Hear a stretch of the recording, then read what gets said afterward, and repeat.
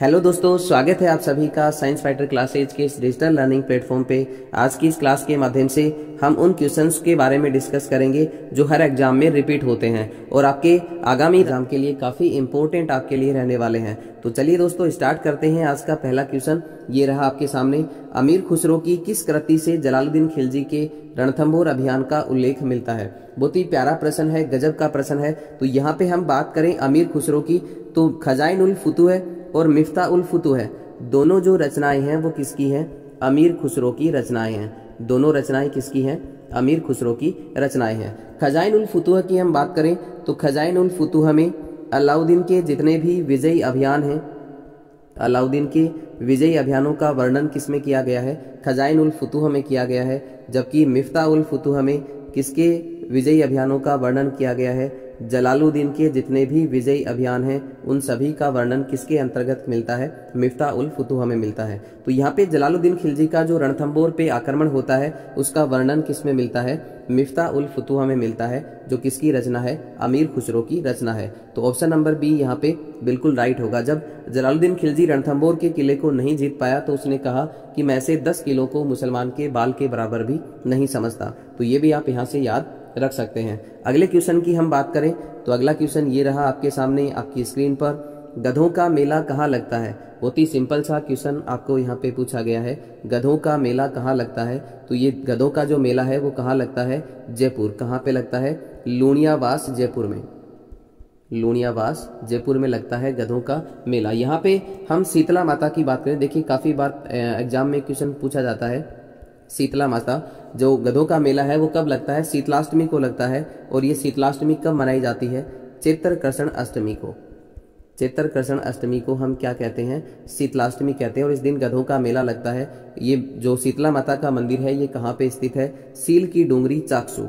कहाँ पे स्थित है शीतला माता का मंदिर? सील की डूंगरी चाकसू। और इस मंदिर का जो निर्माण है वो कौन करवाता है? माधो सिंह के द्वारा करवाया गया।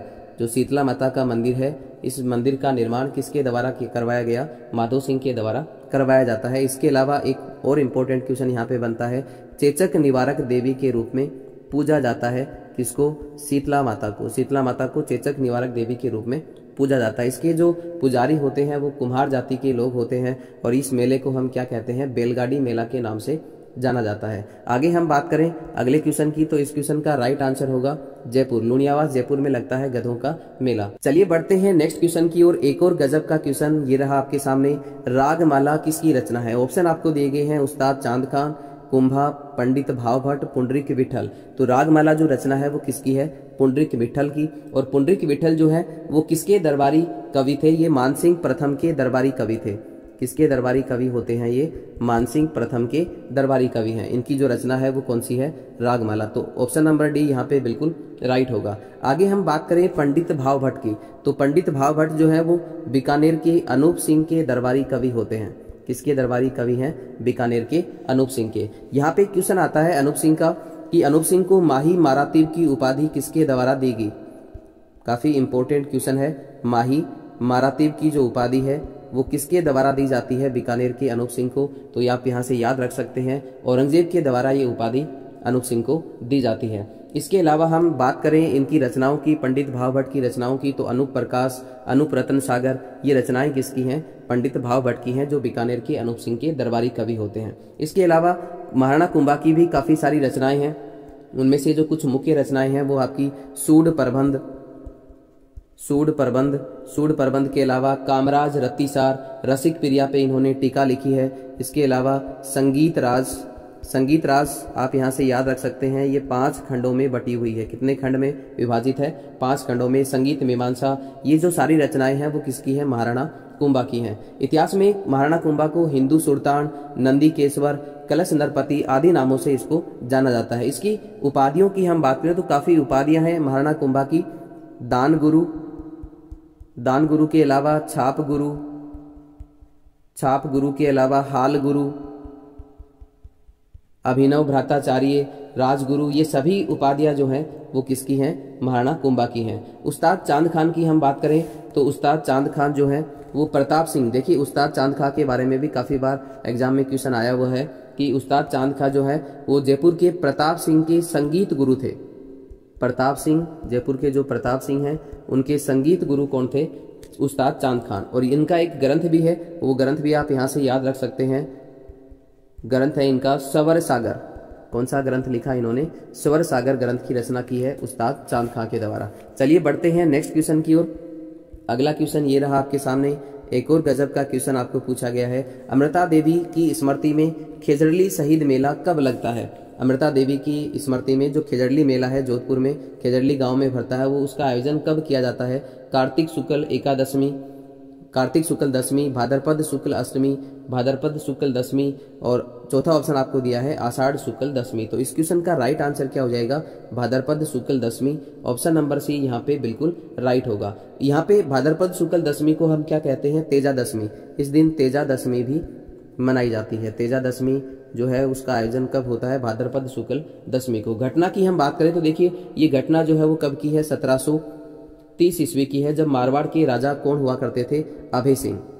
मारवाड़ के राजा कौन हुआ करते थे? अभय सिंह हुआ करते थे, और इनके सेनापति थे गिरधारी दास। इनके सेनापति का नाम क्या था?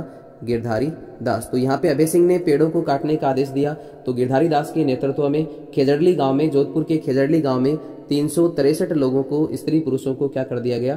पेड़ों के साथ काट दिया गया। तो ये आपका खेजड़ली शहीद मेला जो है उन्हीं की याद में ये हर साल भरता है। एकमात्र वृक्ष मेला का आयोजन यहाँ पे खेजड़ली गांव में, जोधपुर के खेजड़ली गांव में किया जाता है। एक पुरस्कार भी यहाँ पे दिया जाता है, अमृता देवी बिश्नोई पुरस्कार, और इसका जो शुरुआत है वो, इसकी शुरुआत कब से की जाती है? 1994 ईस्वी से इसकी शुरुआत की जाती है अमृता देवी बिश्नोई पुरस्कार की।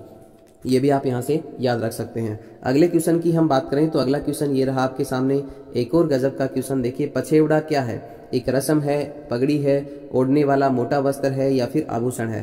तो पछेवड़ा की हम बात करें तो पछेवड़ा मीणा जनजाति के द्वारा ये यूज में लिया जाता है, प्रयोग में लाया जाता है, और पछेवड़ा क्या है? ओढ़ने का एक मोटा वस्त्र है। ऑप्शन नंबर सी यहाँ पे बिल्कुल राइट होगा। चलिए बढ़ते हैं अगले क्वेश्चन की ओर। अगला क्वेश्चन ये रहा आपके सामने। बहुत ही गजब का क्वेश्चन है। देखिए, उस्ता कला के विकास के लिए उस्ता केमल हाइड केंद्र की स्थापना 1975 में कहाँ की गई थी? तो आप सभी जानते हैं कि उस्ता कला कहाँ की प्रसिद्ध है? उस्ता कला प्रसिद्ध है दोस्तों बीकानेर की। तो यहाँ पे इस क्वेश्चन का राइट आंसर क्या हो जाएगा? बीकानेर। और ये भी आप साथ में याद रखें कि उस्ता कला जो है वो राजस्थान की नहीं है, वो कहाँ से लाई गई थी? लाहौर से बीकानेर लाई जाती है। कहाँ से लाया जाता है इसको? लाहौर से लाया जाता है। कहाँ पे? बीकानेर। और ये किसके समय में लाई जाती है? राय सिंह के समय में। ये भी आप यहाँ से याद रख सकते हैं। उस्ता कला जो है वो बीकानेर लाई जाती है लाहौर से, और किसके शासनकाल में लाया जाता है इसको? राय सिंह के शासनकाल में। लेकिन इसका सर्वाधिक विकास जो है ना वो कब होता है? अनूप सिंह के समय में। किसके समय में होता है सर्वाधिक विकास जो है उस्ता कला का? वो किसके समय में होता है? अनूप सिंह के समय में। इसके मुख्य कलाकार की हम बात करें तो इसके मुख्य कलाकार हैं हिसामुद्दीन उस्ता। कौन है? हिसामुद्दीन उस्ता इसके उस्ता कला के मुख्य कलाकार हैं, जिनको 1986 में 1986 में इस कला के लिए पद्मश्री अवार्ड से सम्मानित किया जाता है। कब किया जाता है? 1986 में। अब देखिए उस्ता कला होती क्या है? ऊंट की खाल पर सोने चांदी की जो नक्काशी है उसको किस नाम से जाना जाता है? उस्ता कला के नाम से जाना जाता है। यहाँ पे एक मथेरन कला भी प्रसिद्ध है। मथेरन कला है वो भी कहाँ की प्रसिद्ध है? बीकानेर की प्रसिद्ध है। ये भी आप यहाँ से याद रख सकते हैं। बाड़मेर की हम बात करें तो देखिए बाड़मेर की अजरक प्रिंट के अलावा मलिर प्रिंट, ये सारी कहाँ की प्रसिद्ध हैं? बाड़मेर की प्रसिद्ध हैं। चलिए बढ़ते हैं नेक्स्ट क्वेश्चन की ओर। अगला क्वेश्चन ये रहा आपके सामने आपकी स्क्रीन पर। एक और गजब का क्वेश्चन।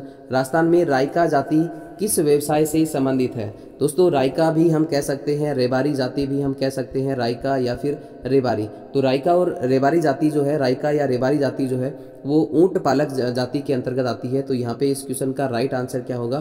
परंपरागत ऊंट पालन पोषण करता होते हैं रायका या फिर रेबारी जाति के लोग। यहाँ पे राजस्थान में सबसे पहले ऊंट लाने का जो श्रेय है वो किसको दिया जाता है?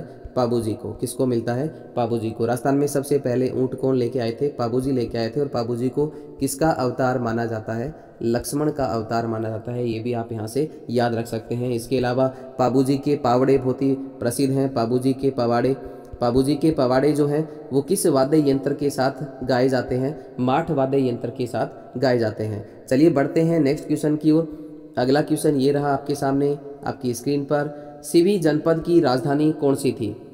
सिवी जनपद, देखिए सिवी जनपद किसे कहते हैं, किसका प्राचीन नाम है, ये मेवाड़ का प्राचीन नाम है। किसका प्राचीन नाम है, मेवाड़ का। मेवाड़ के और भी प्राचीन नाम मिलते हैं। संस्कृत की हम बात करें तो संस्कृत में मेवाड़ का प्राचीन नाम क्या मिलता है, मेदपाट मिलता है। क्या मिलता है दोस्तों, मेदपाट मिलता है। और हिंदी में हम बात करें तो हिंदी में क्या मिलता है, प्रागवाट। प्रागवाट हिंदी में है, जबकि जो मेदपाट है वो किस भाषा में मिलता है, संस्कृत भाषा में मेवाड़ का प्राचीन नाम मिलता है। तो यहाँ पे सिवी जनपद भी किसका नाम है, मेवाड़ का। इसकी राजधानी आपको यहाँ पे पूछी है, तो सिवी जनपद की राजधानी कौन सी हुआ करती थी, माध्यमिका, जिसको नगरी कहा जाता है।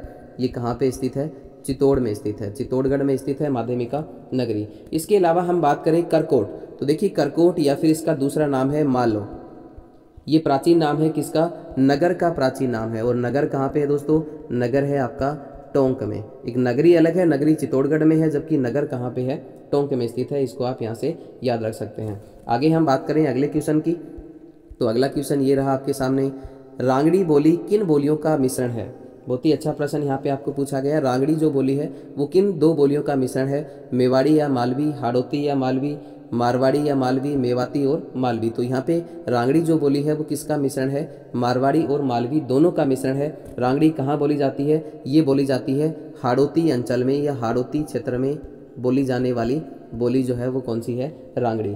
और ये हाड़ौती में या फिर मेवात क्षेत्र में भी ये बोली जाती है। हाड़ौती और मेवात दोनों क्षेत्रों में ये बोली जो है वो क्या बोली जाती है। चलिए बात करें हम नेक्स्ट क्वेश्चन की, तो अगला क्वेश्चन ये रहा आपके सामने, एक और ज़बरदस्त क्वेश्चन आपके सामने।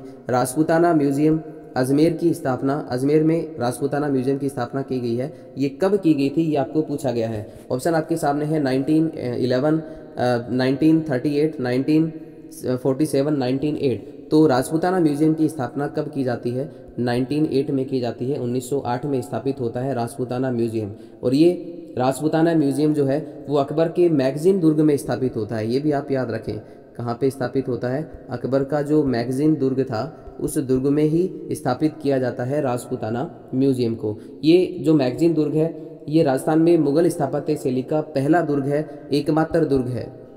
मुगल स्थापत्य शैली का एकमात्र दुर्ग है मैगजीन का किला। ये भी आप यहाँ से नोट कर सकते हैं। तो यहाँ पे इस क्वेश्चन का राइट आंसर क्या होगा, ऑप्शन नंबर डी, यहाँ पे 1908 बिल्कुल राइट होगा। चलिए बात करें हम नेक्स्ट क्वेश्चन की, तो अगला क्वेश्चन ये रहा आपके सामने, ओगनिया कहाँ पहना जाता है। देखिए ओगनिया आभूषण जो है वो कहाँ पे पहना जाने वाला आभूषण है, हाथ में पहना जाता है या कमर में, गले में या फिर कान में। तो ओगनिया कहाँ पहना जाता है, ये कान का आभूषण है ओगनिया। कान के अन्य आभूषणों की हम बात करें तो बहुत सारे आभूषण हैं, आप यहाँ से इनको नोट कर सकते हैं।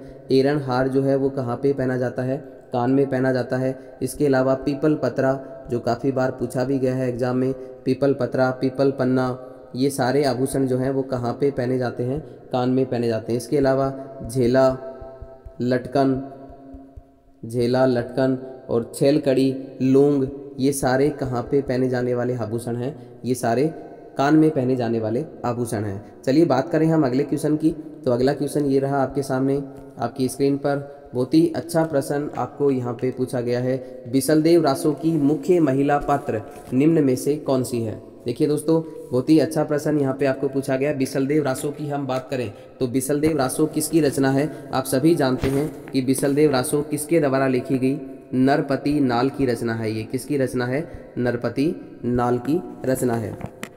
तो यहाँ पे जो बिसलदेव रासो है वो एक प्रेम आधारित ग्रंथ है। कैसा ग्रंथ है ये, प्रेम आधारित ग्रंथ है बिसलदेव रासो, जिसमें विग्रह राज किसका वर्णन यहाँ पे किया गया है, विग्रह राज और विग्रह राज की जो रानी है राजमती, उनके प्रेम कथा पे आधारित या इनके प्रेम कथा का जो वर्णन है वो किसमें किया गया है, बिसलदेव रासो में किया गया है। और ये किसकी रचना है ये भी आप यहाँ से याद रखें, बिसलदेव रासो किसकी रचना है, नरपति नाल की रचना है। चलिए बढ़ते हैं नेक्स्ट क्वेश्चन की ओर। अगला क्वेश्चन, इस क्वेश्चन का राइट आंसर हो जाएगा ऑप्शन नंबर डी, ए यहाँ पे बिल्कुल राइट होगा, राजमती। चलिए बात करें हम अगले क्वेश्चन की, तो अगला क्वेश्चन ये रहा आपके सामने आपकी स्क्रीन पर, रवाब, चिकारा और चौतारा किस प्रकार के वाद्य यंत्र हैं। ये अवनद वाद्य हैं या तत्व वाद्य हैं या घन वाद्य हैं या फिर सुशीर वाद्य हैं। तो यहाँ पे देखिए चौतारा नाम से स्पष्ट है ये सभी के सभी किस प्रकार के वाद्य हैं, ये सभी के सभी तत्व वाद्य हैं। ऑप्शन नंबर बी यहाँ पे बिल्कुल राइट होगा। कुछ तत्व वाद्य की हम बात करें तो कमायचा किस प्रकार का वाद्य यंत्र है? तत्वाद्य है। तंदूरा भी आप यहाँ से याद रख सकते हैं, तंदूरा है। रबाब आपका यहाँ से हो गया। इसके अलावा चिकारा, चौतारा, रावण हत्ता, गुजरी आप यहाँ से नोट कर सकते हैं। गुजरी किस प्रकार का वाद्य यंत्र है? गुजरी तत्वाद्य यंत्र है। इसके अलावा भपंग, भपंग भी कैसा वाद्य है? तत्वाद्य है। दुकाको याद रखें आप, एक दुकाको काफ़ी बार पूछा जाता है। दुकाको जो है वो किस प्रकार का वाद्य यंत्र है? तत्वाद्य। सारंगी, सितार, सुरिंदा, सुरिंदा भी आप यहाँ से याद रख सकते हैं। सुरिंदा किस प्रकार का वाद्य यंत्र है? तत्वाद्य है। इकतारा भी किस प्रकार का वाद्य यंत्र है? तत्वाद्य है। तो ये सभी के सभी तत्वाद्य हैं। जो तार से बजने वाले होते हैं वो सभी तत्वाद्य होते हैं। चलिए बात करें हम अगले क्वेश्चन की। तो अगला क्वेश्चन ये रहा आपके सामने, राजस्थान में किस स्थान का अन्नकूट महोत्सव लोकप्रिय है? अन्नकूट महोत्सव का आयोजन कहाँ पे होता है दोस्तों? अन्नकूट महोत्सव का आयोजन होता है राजसमंद में। याद रखें, काफ़ी इंपॉर्टेंट है। अन्नकूट महोत्सव का आयोजन कहाँ पे होता है? राजसमंद में होता है। ये कहाँ पे होता है? श्रीनाथ जी के मंदिर में इस महोत्सव का आयोजन किया जाता है। इस मंदिर की हम बात करें तो इस मंदिर का निर्माण जो है वो किसके द्वारा करवाया जाता है? राज सिंह के द्वारा करवाया जाता है। महाराणा राज सिंह इसका निर्माण करवाते हैं, जिनकी एक उपाधि भी आप यहाँ से याद रख सकते हैं, विजय कटकातु। बहुत ही इंपॉर्टेंट है। विजय कटकातु की उपाधि धारण की थी किसने? राज सिंह ने। ये काफ़ी इंपॉर्टेंट है, एग्जाम में काफ़ी बार पूछा भी गया है। चलिए बढ़ते हैं नेक्स्ट क्वेश्चन की ओर। तो अगला क्वेश्चन ये रहा आपके सामने आपकी स्क्रीन पर, गैटोर स्थित कछवा शासकों की छतरियाँ किस किले की तलहटी में मिलती हैं? तो गैटोर में जो कछवा शासकों की छतरियाँ हैं वो किस किले की तलहटी में मिलती हैं? तो इस क्वेश्चन का राइट आंसर होगा नाहरगढ़। नाहरगढ़ जयपुर। ये सभी दुर्ग जो हैं वो कहाँ पे स्थित हैं? जयपुर में स्थित हैं। चलिए बात करें हम अगले क्वेश्चन की। तो अगला क्वेश्चन ये रहा आपके सामने आपकी स्क्रीन पर, मामा देवकुंड किस किले में स्थित है? बहुत ही गजब का क्वेश्चन है दोस्तों। देखिए, मामा देवकुंड पूछा गया आपको, तो मामा देवकुंड जो है वो कहाँ पे स्थित है? कुंभलगढ़ के किले में स्थित है। और याद रखें कि यहीं पर जो मामा देवकुंड है यहीं पे कुंभलगढ़ जो है आपका, यहीं पे उदा ने कुंभा की हत्या की थी। कुंभा का जो बेटा है उसका क्या नाम है? राणा उदय सिंह प्रथम, या फिर उदा जिसको कहा जाता है। उदा ने महाराणा कुंभा की हत्या की थी, इसलिए इसको मेवाड़ का पितृहंता भी कहा जाता है। क्या कहते हैं इसको? मेवाड़ का पितृहंता। एक और पितृहंता हुआ है राजस्थान में, जो मारवाड़ में हुआ है, जिसको हम मारवाड़ का पितृहंता कहते हैं। तो मारवाड़ का पितृहंता जो है वो कौन है? मालदेव, जिसने अपने पिता राव गंगा की हत्या की थी। और यहाँ पे मालदेव के दो सेनापति भी होते हैं, जेता और कूपा, जो काफ़ी बार एग्जाम में पूछे जाते हैं। आप यहाँ से नोट कर सकते हैं। 1544 ईस्वी में होता है युद्ध गिरी सुमेल का। कौन सा युद्ध होता है? गिरी सुमेल का युद्ध होता है मालदेव और शेर शाह सूरी के बीच में, जिसमें मालदेव के सेनापति जेता और कूपा वीरगति को प्राप्त होते हैं। और इस युद्ध में शेर शाह सूरी जो है वो हारते मतलब हारने ही वाला होता है, लेकिन फिर भी वो युद्ध को जीत जाता है। इसलिए वो यहाँ पे शेर शाह सूरी के द्वारा कहा जाता है कि शेर शाह सूरी ने क्या कहा था कि मैं एक मुट्ठी भर बाजरे के लिए हिंदुस्तान की बादशाह खो देता। तो ये युद्ध है आपका गिरी सुमेल का युद्ध 1544 में।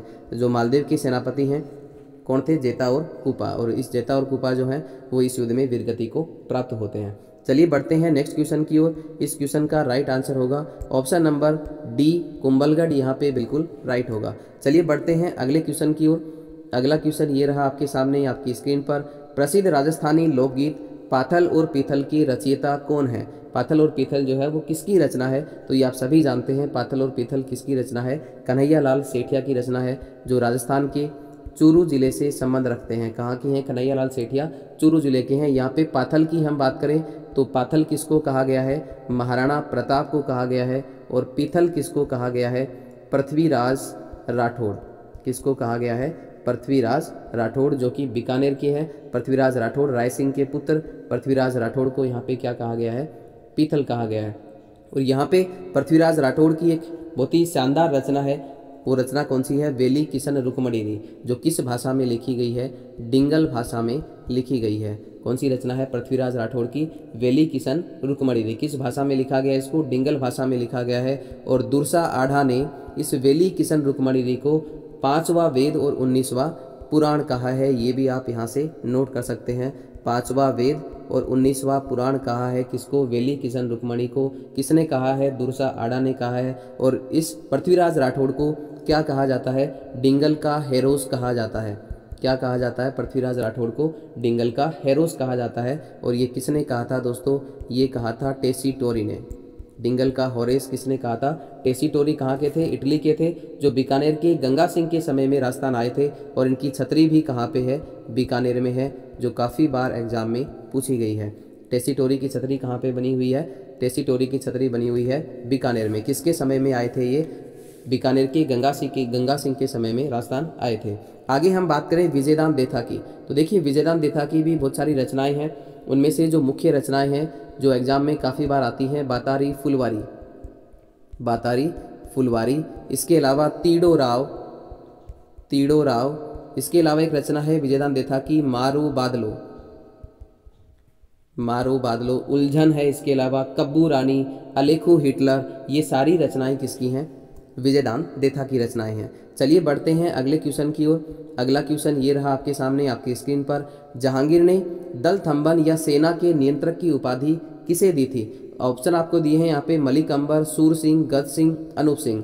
तो जहांगीर के द्वारा दलथंबन की उपाधि किसको दी गई है? जोधपुर के राजा गज सिंह को दी गई है। याद रखें, गज सिंह की एक प्रेमिका हुआ करती थी, उस प्रेमिका का नाम है अनारा बेगम। काफ़ी प्रसिद्ध रही हैं अनारा बेगम, जो किसकी दासी हैं? गज सिंह की दासी हैं, प्रेमिका रही हैं। और इन्हीं के कारण जसवंत सिंह प्रथम को राजा बनाने में किसका योगदान रहता है? अनारा बेगम का बहुत ही महत्वपूर्ण भूमिका होती है। किसको राजा बनाने में? जसवंत सिंह प्रथम को जोधपुर का राजा बनाने में महत्वपूर्ण भूमिका किसकी होती है? अनारा बेगम की ही होती है। चलिए बात करें हम अगले क्वेश्चन की, तो अगला क्वेश्चन ये रहा आपके सामने आपकी स्क्रीन पर। गुब्बारा, नुसरत, नागफली, गजक आदि किसके नाम है? तो ये सारे किसके नाम हैं? मेवाड़ में प्रचलित मिठाइयों के नाम, मारवाड़ के ठिकानों के वस्त्रों के नाम, मेवाड़ में प्रचलित राजस्व वसूली करों के नाम, जोधपुर दुर्ग की तोपों के नाम। तो देखिए साथियों, ये सभी के सभी नुसरत है, गुब्बारा है, नागफली है, गजक है, इसके अलावा किलकिला भी आता है, किलकिला, इसके अलावा बिच्छू बाण, ये सभी क्या हैं? तोपे हैं। और ये सभी तोपे कहाँ पे हैं? जोधपुर दुर्ग की तोपों के नाम है। जोधपुर दुर्ग मेहर, जिसको हम मेहरानगढ़ दुर्ग भी कहते हैं, मेहरानगढ़ दुर्ग के नाम से भी इसको जाना जाता है। और ये कहाँ पे स्थित है? जोधपुर में। किस पहाड़ी पे बना है ये? चिड़ियाटूप पहाड़ी पे स्थित है। इस क्वेश्चन का राइट आंसर क्या होगा? ऑप्शन नंबर डी यहाँ पे बिल्कुल राइट होगा। चलिए बढ़ते हैं अगले क्वेश्चन की ओर। अगला क्वेश्चन ये रहा आपके सामने। गोपी जी भट्ट राजस्थान की किस लोक नृत्य शैली के कलाकार हैं? बहुत ही गजब का प्रश्न है। नौटंकी से संबंधित हैं, स्वांग से या तमाशा से या फिर रम्मत से? तो गोपी जी भट्ट जो है उनका संबंध किससे है साथियों? तमाशा से है। दोस्तों, तमाशा का जो प्रचलन है वो जयपुर के प्रताप सिंह के समय में होता है। याद रखें इसको आप, किसके समय में होता है? प्रताप सिंह के समय में जयपुर में तमाशे का आयोजन या फिर प्रचलन किया जाता है। इसके अलावा नौटंकी की हम बात करें तो नौटंकी कहाँ की प्रसिद्ध है? अलवर भरतपुर की। ये भी आप याद रखें, पूर्वी राजस्थान नौटंकी प्रसिद्ध है आपके अलवर और भरतपुर की। और रम्मत का काफ़ी बार क्वेश्चन आता है। रम्मत कहाँ की प्रसिद्ध है? बीकानेर की। रम्मत कहाँ की प्रसिद्ध है? बीकानेर। रम्मत से संबंधित थे तेज कवि, और इनकी एक रचना है, तेज कवि की रचना है जो काफ़ी इंपॉर्टेंट है। तेज कवि की रचना कौन सी है? स्वतंत्र बावनी जो रचना है वो किसकी है? तेज कवि की रचना है। आप यहाँ से इसको नोट कर सकते हैं। स्वतंत्र बावनी जो रचना है वो किसकी है? तेज कवि की है। चलिए बढ़ते हैं अगले क्वेश्चन की ओर। इस क्वेश्चन का राइट आंसर होगा तमाशा। गोपी जी भट्ट का संबंध किससे है? तमाशा से है। अगले क्वेश्चन की हम बात करें तो अगला क्वेश्चन ये रहा आपके सामने आपकी स्क्रीन पर। भीलों में छेड़ा फाड़ना क्या है? विवाह की रस्म होती है या नाता, तलाक या फिर मृत्यु भोज? तो भीलों में छेड़ा फाड़ना का जो अर्थ है वो क्या होता है? तलाक, जिसमें एक साड़ी का छोटा सा टुकड़ा फाड़ करके दे दिया जाता है, जिसको हम क्या कहते हैं? छेड़ा फाड़ना। और इसे हम क्या कहेंगे? तलाक लेना। जो तलाक देना होता है उसको भीलों में क्या कहा जाता है? छेड़ा फाड़ना कहा जाता है। चलिए बढ़ते हैं अगले क्वेश्चन की ओर। अगला क्वेश्चन ये रहा आपके सामने। निम्नलिखित में से कौन सा बनास संस्कृति का स्थल नहीं है? इनमें से कौन सा बनास संस्कृति का स्थल नहीं है? तो ओजियाना भी बनास संस्कृति का स्थल है, गिलोंड भी है, बालाथल भी है और तिलवाड़ा। तो तिलवाड़ा जो है ना, तिलवाड़ा कहाँ पे स्थित है? बाड़मेर में। तिलवाड़ा कहाँ पे है? बाड़मेर में है। ये बनास संस्कृति का स्थल नहीं है। आप यहाँ से इसको नोट कर सकते हैं। इसके अलावा ये सारे के सारे जो हैं वो किस सभ्यता से संबंधित हैं? ताम्र युगीन सभ्यता से संबंधित हैं। ये सभी ताम्र युगीन सभ्यताओं के स्थल हैं। आप यहाँ से इसको नोट कर सकते हैं। ओजियाना की हम बात करें तो ओजियाना कहाँ पे है? भीलवाड़ा में। ओजियाना कहाँ पे है? भीलवाड़ा में। गिलोंड कहाँ पे है? राजसमंद में। बालाथल कहाँ पे है? उदयपुर में। तिलवाड़ा कहाँ पे है? बाड़मेर में। और ये सारे के सारे ताम्र युगीन सभ्यताओं के स्थल हैं। चलिए बढ़ते हैं अगले क्वेश्चन की ओर। इस क्वेश्चन का राइट आंसर होगा ऑप्शन नंबर डी, तिलवाड़ा यहाँ पे बिल्कुल राइट होगा। अगला क्वेश्चन आपको दिया गया है, बछावतों, रामपुरिया, गुलेचों, सेठिया की जो हवेलियां हैं ये राजस्थान में कहाँ पे स्थित हैं? तो देखिए, बछावतों की हवेली है, मुंदड़ा की हवेली है, मोहता की हवेली है, रामपुरिया हवेली, गुलेछा, सेठिया, ये सभी हवेलियां जो हैं वो कहाँ पे स्थित हैं? बीकानेर में हैं। ये कहाँ की हवेलियां हैं? बीकानेर की हवेलियां हैं। इसके अलावा हम बात करें जैसलमेर की, तो जैसलमेर की हवेलियां काफ़ी बार पूछ जाती हैं, आप इनको शॉर्ट ट्रिक से याद कर सकते हो। NPS, N का मतलब नथमल की हवेली, नथमल की हवेली, P का मतलब पटवों की हवेली, पटवों की हवेली कहाँ पे है? जैसलमेर में। S का मतलब सालिम सिंह की जो हवेली है वो कहाँ पे स्थित है? जैसलमेर में स्थित है। इसके अलावा जोधपुर में भी एक हवेली पूछी जाती है और वो है आपकी बड़े मियाँ की हवेली। बड़े मियाँ की जो हवेली है, बड़े मियाँ की जो हवेली है वो कहाँ पे स्थित है? जोधपुर में स्थित है। तो साथियों, आज के लिए इतना ही। कल मिलते हैं कुछ और नए क्वेश्चंस के साथ। तब तक के लिए आप सभी का बहुत बहुत धन्यवाद। जय हिंद, जय भारत।